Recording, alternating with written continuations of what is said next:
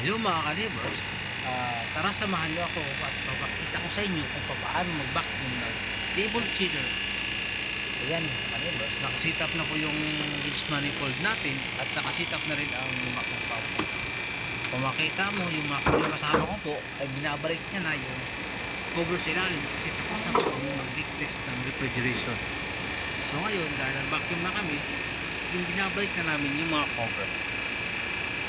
Ayan mga neighbors, paano natin malalaman, ang tanong, paano malalaman na perfect vacuum na yung system?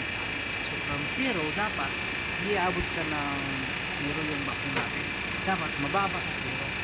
Tara mga neighbors, samahan mo ako at tingnan natin kung paano. Ayan, sit up na ka-neighbors. Oh. Kaya kung makikita mo ka-neighbors, ang mas mababa sa 0 yung followers natin, yung rad. Ayan o. Yung baba sa 0, ibig sabihin naka-negative 30 na tayo. Ang gamit nating gauge manifold ay high side. Yan o, yung isang hose pa nakakulik sa sa gauge, isang hose naman ng gauge nakakulik sa compressor.